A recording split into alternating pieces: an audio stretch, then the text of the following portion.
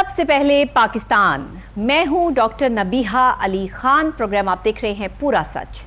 नाज़रीन, इस वक्त बात करेंगे महकमा एक्साइज पंजाब की। जैसे कि आपको पता है कि इसमें पहले भी हमने बहुत से प्रोग्राम्स किए हैं और प्रोग्राम्स करने का मकसद ये होता है कि महकमा एक्साइज के हवाले से जो भी कोताहियाँ, कमियाँ या मामलात जो है इनके सेटल डाउन नहीं हो पा रहे, वो किसी तरीके से अगर ये प्रोग्राम देखें तो शायद उनको एहसास हो जाए कि हम जो अपने महकमे का हमने बेड़ा गर्क करके रखा हुआ है और जिस तरीके से हम यहाँ पर अपनी इन कमियों कोताहियों को लेकर दूसरे लोगों को डिस्टर्ब कर रहे हैं, तो शायद इनको एहसास हो कि ये अपने महकमों को सही चलाने की कोशिश करें और वहाँ पर जितने भी अफसरान हैं जिनकी वजह से जूनियर लोग वहाँ पे परेशान हैं, जिसकी शिकायतें भी हमें मौसूल हुई हैं। सूरत हाल ये है जनाब कि काफ़ी अफसरान ऐसे हैं महकमा एक्साइज के पंजाब के जो दूसरे अजला की तरह शहर लाहौर में भी 4 बड़े अफसरों की इस रीजन में सीटें जो है वो खाली हैं, जिन पे जूनियर लोगों को तैनात करके रखा है, जिनको समझ भी नहीं है कि वो इन सीटों को कैसे कैरी कर सकते हैं और कैसे इनको लेके चल सकते हैं। पसंदीदा अफसरों को जो है एडिशनल चार्ज देकर नवाजा जा रहा है। गुज़िश्ता साल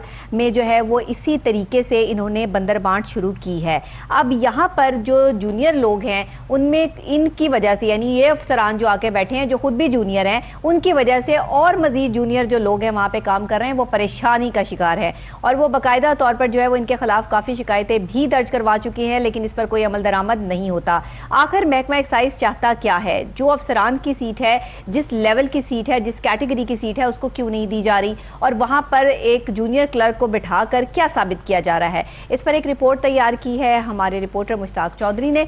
आइए देखते हैं, फिर इस पर बात करते हैं। सूबाई दौरान हुकूमत के महकमा एक्साइज पंजाब में अफसरों की कमी के बायस एक्साइज पंजाब मुश्किलात का शिकार। दूसरे जिला की तरह शहर लाहौर में 4 अफसरों की रीजन ए में सीटें खाली हैं, जहां जूनियर अफसरों से काम चलाया जा रहा है और कहीं मनपसंद के अफसरों को एडिशनल चार्ज देकर नवाजा जा रहा है। गुज़िश्ता साल से रवा साल में करोड़ों रिकवरी के नुकसान का इंकशाफ भी सामने आ रहा है। साबिका हुकूमत में 18 मंजूर नजर जूनियर क्लर्कों को इंस्पेक्टरों की सीटों पर बैठा दिया गया, जिसके बाद एक्साइज पंजाब में करप्शन मजीद बढ़ती नजर आई। इसी तरह पंजाब भर में दर्जनों जूनियर क्लर्कों से भारी रिश्वत वसूल करके इंस्पेक्टरों की सीटों पर बैठाया गया। दूसरी तरफ एक्साइज एपका क्लर्क एसोसिएशन के सदर अबू हरेरा और मुखालिफ ग्रुप के खालिद उर्फ खोदा की आपस में आए रोज तल्ख कलामी, जिसके बाद छोटे मुलाजमीन अक्सर सीटों से गायब रहते हैं, जिससे मजीद मोटर ब्रांच के साइलिन को मुश्किलात का सामना रहता है। लेकिन आला अफसरान ट्रांसफर पोस्टिंग और सीटों से गायब रहने वाले मुलाजमीन के खिलाफ नोटिस लेने पर नाकाम नजर आ रहे हैं। मनपसंद अफसरों को इजाफी चार्ज दे के नवाजा जा रहा है और महकमा एक्साइज पंजाब को चलाया जा रहा है। अब सूरत हाल ये है कि महकमा एक्साइज जो ज़्यादा रेवेन्यू जनरेट करने वाला जाहिर है कि महकमा है और इस महकमे से लोगों की एसोसिएशन इस वजह से भी ज़्यादा होती है कि रोज़ाना की बुनियाद पर यहाँ तांता बंदा रहता है। अब जो अपने ही जूनियर क्लर्क्स हैं वही अपने सीनियर क्लर्क्स के ख़िलाफ़ अगर खड़े हो जाएँ और एहतजाज करना शुरू कर दें कि जी ये लोग जो है वो सही काम नहीं कर रहे और ये इन सीटों के अहल नहीं है और इन नाअहल लोगों को सीटों पर भर्ती कर दिया गया है, तो उस वक्त आप देखें कि सूरत हाल क्या रहेगी और उस वक्त जो है वो महकमा एक्साइज पंजाब के पास जवाब देने के लिए क्या जवाब रहेगा? मनपसंद लोगों को सीटों पर भर्ती कर देना ये आज से नहीं हो रहा, इसी वजह से महकमों का सत्यानाश हो गया है और महकमे ख़त्म हो चुके हैं कि यहाँ पर काम करना नहीं चाहते हैं लोग। जो काम करने वाले लोग हैं उनको सीटों पर बैठने नहीं दिया जाता। हमारे साथ मुश्ताक चौधरी साहब हैं जो महकमा एक्साइज पंजाब की बीट भी करते हैं और बाकायदा तौर पर जितना महकमा एक्साइज को ये समझते हैं शायद हम उतना नहीं समझ पा रहे या समझा नहीं इनको पा रहे या समझना नहीं चाह रहे कि इन्होंने जो है वो महकमा एक्साइज को बिल्कुल ख़त्म करके रखा हुआ है। आप बताइए मुश्ताक साहब कि ये जो भर्तियां हैं और ये जो सीटें 4 बड़े अफसरों की खाली हैं लाहौर रीजन में, इसको कैसे फिल किया इन्होंने? जी डॉक्टर बिया साहबा, पहली बात तो ये है कि मैं इस महकमे को समझता भी हूँ और समझाना भी मुझे आता है। वो इसी तरह है कि जैसे दूसरे सरकारी महकमे है, ये महकमा एक्साइज चंद माह में तो बिल्कुल ठीक हो जाता है, अपने निज़ाम में दुरुस्त हो जाता है। कुछ ऐसा गैप इस पे आ जाता है, कुछ ऐसे आला अफसर आ जाते हैं जो पॉलिसियाँ अपनी देते हैं। जो ऐसी पॉलिसियाँ हैं कि जहाँ जूनियर लोग तैनात किए, करंट लोग जो है वो फारिग बैठे हुए हैं, जो करंट सीटों पर जूनियर लोग तैनात हैं वो इसलिए कि अब 5 से 7 लोग जो यहाँ लाहौर से रिटायरमेंट ले चुके हैं, वो सीटें तकरीबन 3 माह से खाली हैं। अच्छा, उन सीटों पर जूनियर लोग काम कर रहे हैं या एडिशनल चार्ज दिया जा रहा है मनपसंद के लोगों को। अच्छा, अगरचे सूरत हाल को आला अफसरान खुद को ठीक कर लें या पुलिसियाँ ठीक कर लें, अवाम के लिए भी आसानी है और महकमे को चलाने के लिए भी आसानी है। अब गुज़िश्ता दिनों में इन लोगों ने जूनियर क्लर्क जो प्रमोट करके ओपीएस पे उसको इंस्पेक्टर की सीट दे दी और recovery inspector, property tax recovery inspector है, अच्छा जी। या मोटर बराई में तैनात कर दी है। अच्छा, हम ये चाहते ये हैं 18 मंजूर नजर जूनियर क्लर्कों को इन्होंने इंस्पेक्टर्स की सीट पर लगा दिया। ये सिर्फ लाहौर में है, पंजाब में मजीद के अलावा और भी हैं। अच्छा, ये लोग वही मंजूर नजर होते हैं जो मन के जो मामला जो उनके ख्वाहिशात पूरी करते हैं मन पसंद की, तो जूनियर लोग आगे ले जाते हैं और जो सीनियर लोग बैठे हुए हैं वो बेचारे वहीं के वहीं हैं, उन लोगों को उसी क्लर्क की सीट पर बिठाया हुआ है। अच्छा, ये जब इन जूनियर क्लर्क्स को भर्ती किया जाता होगा तो इनसे भारी रिश्वत लेकर भर्ती किया जाता होगा, ऐसे तो कोई इतना चाहता नहीं है कि किसी को जाकर जो है सीट पर बिठा दिया जाए, इनसे भी पैसे वसूल किए जाते होंगे। डॉक्टर भैया, ये लोग क्लर्क भर्ती होते हैं, भर्ती पहले के हैं, आज की भर्ती नहीं है, पहले से जाहिर है काम कर रहे हैं इनके साथ। इनकी 10 से 12 साल सर्विस हो चुकी है। प्रमोशन हुई ना इनकी? जी, प्रमोशन से नहीं कहा जाता, प्रमोशन कहा जाता है कि इससे पहले 20 या 30 लोग पड़े हुए हैं। कहा जाता है? मैं जनाब को बताता हूँ, ये जूनियर है, ये जूनियर है, इससे सीनियर लोग बैठे हुए हैं जिनकी टैब शॉर्ट हैंड है, जिनकी क्वालिफिकेशन BA MA है, ये मैट्रिक पास लोग हैं, इनकी शॉर्ट टैब हैंड जो चीजें वो नहीं है, ये सिर्फ लोग दूसरे तरीके से चोर रास्ते से अंदर आते हैं। जो लोग सीनियर है वो वही के वही हैं, जो ख्वाहिशात पूरी नहीं कर सकते, जिनकी क्वालिफिकेशन हाई है, इनकी क्वालिफिकेशन भी लो है, उन लोगों को ज्यादा पढ़ा लिखा बंदा जो है वो यहाँ पर वैसे ही बहुत जलीलो ख्वार हो रहा है पाकिस्तान में, क्योंकि उसके पास से जो है वो काम करने के लिए कोई ऐसी जगह मौजूद नहीं है जहाँ पर वो अपनी एबिलिटी के हिसाब से जो है वो काम कर सके या अपने इक्वालिटी के हिसाब से, क्योंकि यहाँ पर इक्वल उसको जाना जाता है जो उनकी मनमर्जियों को पूरा करता नजर आता है ना, कि ये बंदा जो है वो बिल्कुल ठीक है, एक्यूरेट है, इसके साथ जो है वो हमारी एसोसिएशन ठीक रहेगी, हाँ इसको ऊपर ले आओ, और ये बंदा जो है वो ज़्यादा पढ़ा लिखा है, ये तो बात ही नहीं मानता, सुनता ही नहीं हमारी बात, इसको नीचे ले आओ। अब जब आप वहाँ पर म्यार को इस तरह सेट करेंगे कि ज़्यादा पढ़े लिखे लोग जो है वो ये देखते रह जाएंगे कि हाँ कल का आया बंदा जो पहले से जो है वो यहाँ पे काम कर रहा है, मैट्रिक पास है, उसकी तालीम कुछ नहीं, उसको पता कुछ नहीं कि जिस सीट पर उसको भर्ती किया जा रहा है उसने करना क्या है, तो ये तो नाइंसाफ़ी कर रहे हैं आप। देखिए डॉक्टर भाई, अगर मेरिट पर करते हैं तो मेरिट पर बात उन्हीं की आती है जिनकी सर्विस 15 साल हो चुकी है और जिनकी क्वालिफिकेशन BA MA है। तो ये जूनियर लोग हैं जिनकी सर्विस 10 साल है या मैट्रिक पास है। मेरी बात सुनिए, BA MA भी उन्होंने 10-15 साल पहले का किया हुआ ना, अब का तो नहीं किया हुआ। बात तो यहाँ पर चले जी, आप BA MA की जो है वो बात कर लेते हैं, लेकिन मैट्रिक पास की जो है वो किस तरीके से आप जो प्रमोशन कर सकते हैं, उसको कैसे बड़े ओहदे पर जो है फाइज कर सकते हैं, जिसने आज से कोई 20-25 साल पहले मैट्रिक किया हो, उसे पता ही नहीं है कि उसने जदीद दौर के साथ तकाज़ों के साथ कैसे चलना है, उसने जिद्दत कैसे लानी है काम में, उसको पता ही नहीं है कि उसका एक्सपीरियंस क्या, ये एक्सपीरियंस है कि एक महकमे में उसने करप्शन करने के जो अपने लेवल्स अपने गोल सेट किए हैं वो उसमें कितना कामयाब है। जी, मौजूदा दौर जो जा रहा है ना, उस पर मैं दूसरा फाल्ट इस्तेमाल करूँगा, जो कमाओ पुत्र है ना उनको आगे लाया जाता है। जो लोग इस लेवल के नहीं है, ख्वाहिशात पूरी नहीं करते, मामला ऐसे नहीं करते, वो जूनियर सीटों पर बैठे रहते हैं। जो लोग इनके कमाओ पुत्र है उनको जो सीटें नजरअंदाज दी जाती हैं। और पंजाब में तकरीबन 40 से 50 लोग हैं जो गुज़िश्ता माह में प्रमोट इन लोगों ने किए हैं, और दर्जों लोग बैठे हुए हैं जो सीनियर थे वो उसी सीटों पर ही हैं। लेकिन ये एक इदारा नहीं, तमाम सरकारी इदारों में ऐसा है, या तो सियासी सिफारिशात है, सही बात या है, उनके पीछे पैसा है। ये जो निज़ाम ऐसे ही चलाया जाता है। ये मौरूसी सियासत जिस तरह हमारे मुल्क की है ना, इसी तरह ये मौरूसी बीमारी हमारे तमाम महकमों को लगी हुई है कि इसका बेटा, उसका चचा, उसका भाई, उसका रिश्तेदार या वो बंदा जो आपके जानने वाला है और आपको भारी अमाउंट में पैसा दे सकता है, इसको बिठा दो। वो अहल है नहीं है, इस चीज़ को जो है वो नहीं देखा जाता, इस चीज़ को मद्देनज़र नहीं रखा जाता, बल्कि काम उनके किए जाते हैं जो इनको पैसे दे जाते हैं। अब वो जो पैसे देने वाला बंदा है, जिसके पास पैसा है, वो ज़्यादा पढ़ा लिखा है या नहीं है, इससे इनको कोई कंसर्न ही नहीं है।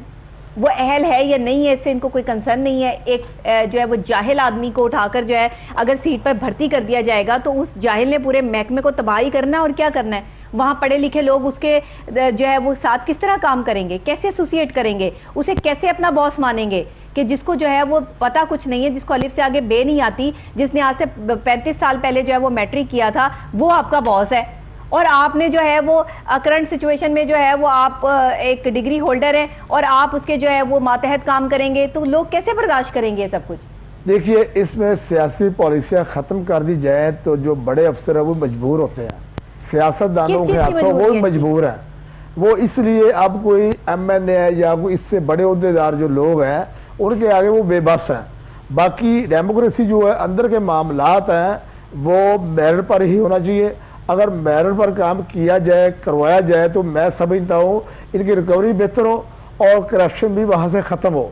करप्शन को ज़्यादा स्लो इसलिए दिया जाता है, जो मुलाजम मजीद पैसे दे के आएगा अगली सीट पर, तो ज़ाहिर बात है वो टैक्स देनदगानों से रिकवरी इकट्ठी करेगा। इस इदारे ने क्या काम करना है इस महकमे ने, जब आए दिन इनके जो है वो आपस की जो एसोसिएशन बनी हुई है, जो इनके सदर हैं वो आपस में लड़ते रहते हैं, तल्ख कलामी होती रहती है, रोज़ वहाँ कोई ना कोई तमाशा लगा होता है। ये एपका जो इनकी एसोसिएशन है, इसके सदर और जो मुखालिफ तंजीमें हैं उनके सदर, ये क्या है, ज़रा इसके हवाले से तो बताएं। मैं इस पर वजाहत करता हूँ। इस महकमे में आज तक क्लर्क एसोसिएशन एप का जो मुतारफ नहीं थी। अच्छा, ये पिछले 1-2 चंद सालों से इन लोगों ने इल्हाम किया क्लर्क एसोसिएशन पाकिस्तान से। अच्छा, ठीक है, उनमें ये मर्ज हुए। एक था लड़का जो सदर मौजूदा अबू हरारा है जी। अब जो आला अफसरान की शरारत है, यहाँ जो डायरेक्टर साहबान की है, उन लोगों ने कहा कि आए दिन ये तालाबंदी करते हैं, ये एहतजाज करते हैं, ये गवर्नमेंट के खिलाफ चलते हैं, तो क्यों ना हो कि अब एक इनके खिलाफ और लोग खड़े कर दें। अच्छा, दूसरे लोग पटकाया गया, अब उन लोग इनके मद्दे मुकाबले खड़ा किया गया। हाँ। अब इनके इलेक्शन नहीं हुए। अगर इलेक्शन हो जाए तो मैं समझता हूँ 2 में से एक ही बंदा मैदान में आएगा ना, एक ही आएगा ना सदर साहब में, 2 सदर हो गए, एक ही सदर आएगा ना। हाँ। इलेक्शन ना करवाने के बहस, क्योंकि डायरेक्टर जनरल साहब, सेक्रेटरी जनरल साहब, उनके इल्म में ये चीजें नहीं है। ये एसोसिएशन अपनी तरफ से खुद ही बनाई गई है। अच्छा। छोटे मुलाजमीन ने खुद ही तैयार की है, जिसमें एक्साइज टैक्सेशन ऑफिसर, डायरेक्टर वो शामिल नहीं है। इसमें सिर्फ ये ऐप का जो आप कह रहे हैं ये खुद से तैयार की हुई खुद से तैयार की हुई है। अच्छा, इनका एसोसिएशन खुद से तैयार की गई है। तो इसकी जरूरत क्यों महसूस हुई? महकमा एक्साइज में तो अब आए दिन तालाबंदी जो मामले चलते थे, तो एक यहाँ के जो डायरेक्टर साहबान है उन्होंने ये छांट की कि इनके मुकाबले एक और मजीद जो मुलाजिम खड़ा किया जाए सदर की सीट पर, इनके इलेक्शन को रह जाए, वो जीते या हम जीते हैं। जब तक इलेक्शन नहीं होंगे तो तब तक नजर तकरार काम चलते रहेंगे। तो इस ब्याह पे आए रोज जो स्टाफ की गैर हाजिरी है वो भी सामने नजर आ रही है। जो साइलिन है अपने काम काज के लिए मुतलका ऑफिस में आते हैं तो उन लोगों को परेशानी का सामना करना पड़ता है। ठीक है, ये एक दफातर नहीं, सरकारी दफातर यूनियन जहां होगी वहां यही हालात होंगे और वहां अवाम के हालात भी बुरे होंगे। वो इसलिए जो कि गठजोड़ इनका होता है, वो गठजोड़ करके अवाम को डराते धमकाते, चाहे कम करें या ना करें, उनको नहीं, अवाम पहले ख्वार हो रही है ना, इनको जो है वो ये नंबर प्लेट्स इशू करते हैं ना, ये जो है वो आप प्रॉपर तरीके से जो है वो कोई और काम करते हैं ना, ये अवाम की शिकायतें का ज़ाला करना जानते हैं। तो मतलब ये सिलसिला तो इसी तरीके से चल रहा है। बस एक रेवेन्यू जनरेट किया इन्होंने पिछले दिनों कि जो टोकन टैक्स पर जो है वो बाकायदा तौर पे कार्रवाई सामने आई है, और उसके बाद प्रॉपर्टी टैक्स के हवाले से जो है वो इनकी कुछ कारकर्दगियाँ जो हैं वो हमने गिनवाई और हमने आपको बताया भी कि इन्होंने काम किया है। तो ये बस सिर्फ जो है वो इसी मामले में नंबर 1 है। इसके अलावा जो है वो कोई अपने मैनेजमेंट और चीज़ें और ये तंजीमें, जहाँ पर इतनी तंजीमें बन जाएँ, जहाँ पे 1.5 इंच की मस्जिद हर कोई अपनी बनाना शुरू कर दे, तो ये तो कोई तरीक़ेकार नहीं है। एक बंदे को आप लीडर मानना ही नहीं चाहते हैं, हर बंदा यहाँ पे अपने आप को लीडर समझता है, तो हर बंदा कैसे लीडर बन सकता है? वो कहता है कि 4 बंदे मेरे साथ हैं तो मैं अपनी तंजीम बना लूँ, वो कहता है 10 बंदे मेरे साथ हैं तो मैं अपनी तंजीम बना लूँ। भाई तंजीम तो वही होगी ना जिसमें ज़्यादा लोग शामिल होंगे, क्योंकि उनका ट्रस्ट लेवल जो है वो अपने सदर पर है, अपनी जो है वो आला इंतज़ामिया पर है कि हाँ ये हमें जो है वो किसी ना किसी लाइन पर लगा देंगे और हमारे लिए कुछ ना कुछ करेंगे। तो इतनी सारी तंजीमों का क्या मकसद है इस एक महकमे में? देखिए डॉक्टर भैया, जो नंबर प्लेट की आपने बात की है बहुत अच्छी बात है। जिन महकमों को भी देखती हूँ वहाँ पे तंजीमों की लाइनें लगी हुई हैं और आपस में यूनियंस लड़ती रहती हैं, एक जंगो जदल का मैदान बनाया हुआ है कि तुम सही हो मैं गलत हूँ। ये क्या तरीक़ेकार है? जिसका मुंह उठता है, जिसका जो है वो काम चलता है, वो अपनी तंजीम बना लेता है। मैं नंबर प्लेट में बात करूंगा, वही चीज़ है कि अवाम के जो रेवेन्यू है गवर्नमेंट तक पहुंच रहा है, बाकी जो अवाम परेशान है या ख्वार है ये किसी को नज़र नहीं आती। हालांकि ये SOPs है कि जब गाड़ी का नंबर लगता है फ़ौरन उसी को परेड प्रोवाइड की जाती है। 10,000 सीरियल जो नंबर होता है तो 10 सीरियल से पहले प्लेटें बन चुकी होती हैं, कार्ड तैयार हो चुके होते हैं, लेकिन ये आपको चलान के साथ पैसे लेने के साथ ही आपको प्रोवाइड कर देनी चाहिए, लेकिन यहाँ ऐसा नहीं है। ये तो कह रही हूँ IT सिस्टम इनका काम नहीं करता, इंटरनेट इनके पास जो है वो प्रॉपर नहीं है, इनके ऑफिस की हालत देख लें तो वो भी हालत ज़ार देखकर जो है वो इंसान को अजीब सा फील होता है कि ये क्या हो रहा है। बहुत दफ़ा इनके जो है वो बिजली के बिल और ये सब चीज़ें भी जो है वो अदम अदायगी की वजह से जो है वो कनेक्शंस भी आज ले भी रहे है, आज भी है, ये चीज़ तो आज भी है। तो मुझे जो यूनियंस बनाई जाती हैं इसका क्या मतलब, ये खुद ब खुद आप कह रहे हैं कि आपका यूनियन है वो खुद बन गई है, तो ये जो खुद बना ली जाती हैं खुद साख्ता यूनियंस होती हैं, इनको किस तरह कवर किया जाता है, इंतजामिया इनको किस तरह कवर करती है? ये तो आए दिन के झगड़े जो है वो लेके बैठ जाएंगे इन महकमों को। देखिए 10 लोग मिलके सेक्रेटरी डायरेक्टर के साथ पास चले जाते हैं, डीजी के पास चले जाते हैं, तो ज़ाहिरी बात है वो भी एक मुलाजिम है, आज इधर है कल कहीं और है, वो इनसे पंगा क्यों डालेगा, इनके खिलाफ क्यों चलेगा? अगर चलेगा ये दफ्तर को तालाबंदी कर देंगे। एक बंदा अकेला नहीं, बस 200 मुलाजिम मिलके तालाबंदी कर देंगे, पहले ही वहाँ काम नहीं होता, तो अगर आप जो है वो यूनियंस बना के लड़ाई शुरू कर देंगे तो वहाँ तो और मामला खराब हो जाएंगे। मैं समझता हूँ अगर दूसरे महकमों की तरह इस महकमे, कई महकमे ऐसे हैं जिनमें यूनियन नहीं है, जिस महकमे में यूनियन होगी वो महकमा बर्बाद होगा, रेवेन्यू की तरफ से भी और वाम के काम करने से भी। देखिए जो लोग अपने काम से काम रखते हैं या अपना काम करना जानते हैं उनके महकमे तो तरक्की भी करते हैं, रेवेन्यू जनरेट भी करते हैं, काम भी होता नजर आता है। वैसे तो पाकिस्तान का कोई ऐसा महकमा है नहीं कि जहाँ पर ये सारी सूरत हाल ना हो। हर जगह यूनियंस, हर जगह जो है वो आपस में लड़ाई झगड़े फितने फिसाद नजर आते हैं। ये लोग काम कम करते हैं, झगड़ा ज़्यादा करते हैं और अपना टाइम वेस्ट करते हैं, क्योंकि सरकार को इनको पता है कि इनकी सैलरी तो आई जानी है, इनकी मराद तो वहीं की वहीं रहनी है।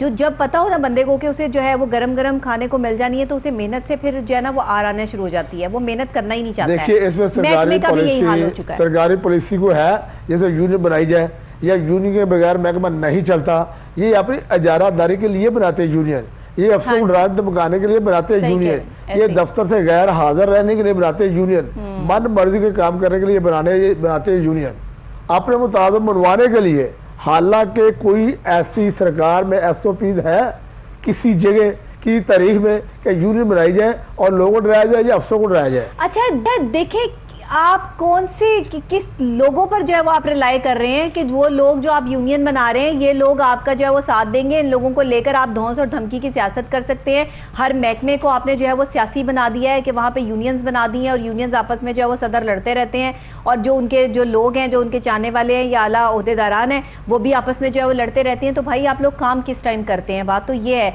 कि आप महकमे को नुकसान पहुँचा रहे हैं। आपकी रोज़ाना की लड़ाई जाहिर है आप में से कोई एक सही है और एक गलत है।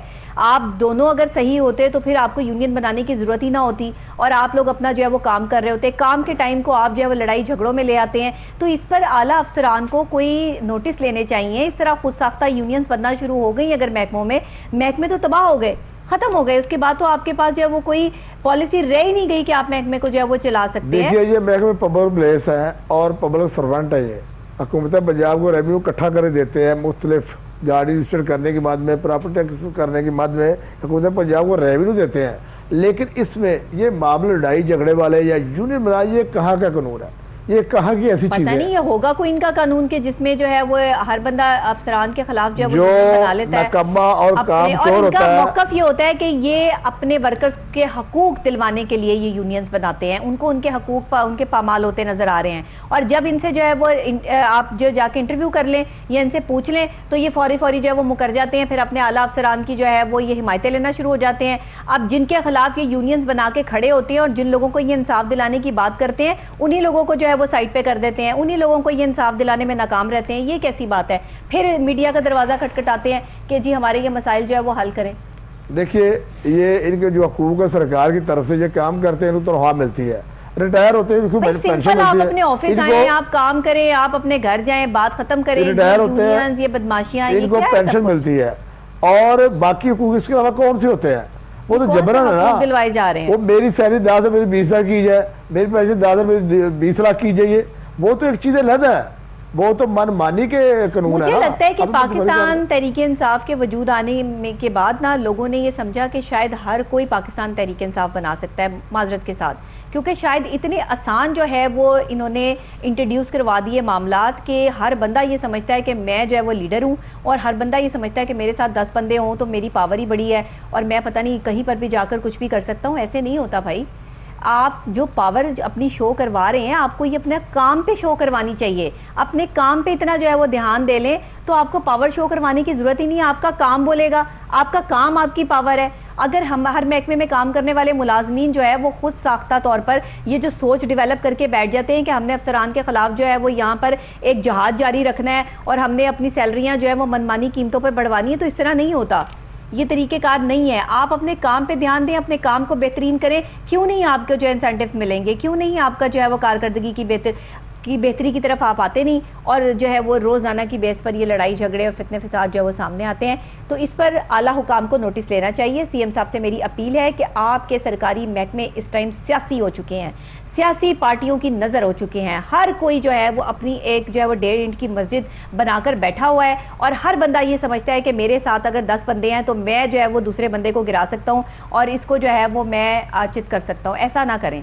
यहाँ पर महकमों को महकमे रहने दीजिए और जो लोग ऐसी चीज़ों में मुलव्विस हैं उनके खिलाफ कार्रवाइयाँ अमल में लेकर आइए। और बाकायदा तौर पर जहाँ पे हकूक़ की बात आती है तो आप कहीं ना कहीं तो हुकूमत जो है वो इनको हकूक़ देने में नाकाम है, जो इनको ये यूनियंस बनानी पड़ रही हैं।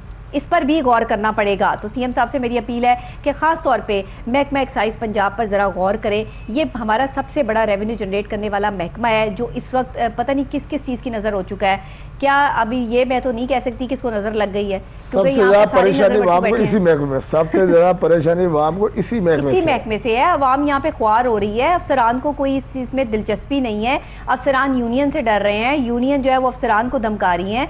यहाँ पे आपस की लड़ाई झगड़े है, रोज़ाना फितना फसाद है। इसको कवर करने की कोशिश करें और आप लोग भी जो यूनियंस बनाकर बैठे हैं, आप लोग जो है वो हकूक़ के लिए काम करें, हकूक़ के लिए निकलें, ताकि आप जो है वो अपने साथ चलने वालों की ज़िंदगियां बदल सकें, ना कि आप उनको जो है वो ट्रिक्स और टिप्स दे सकें कि आपने कैसे जो है वो यहाँ पर बदतमीज़ी करनी है या ऊंचे अंदाज से जो है वो बात करनी है। बहरहाल जी, एक ब्रेक लूँगी, ब्रेक के फौरी बाद वापस आपको यहीं पे ज्वाइन करती हूँ। बहुत शुक्रिया मुश्ताक चौधरी साहब आपका। नाज़रीन, आपका भी प्रोग्राम के 2 हिस्से होते हैं, एक हिस्सा कंप्लीट हो चुका है, दूसरे हिस्से में जो है वो हम एक ख़ास और अहम मौजूद डिस्कस करेंगे। मेरे साथ रहिएगा।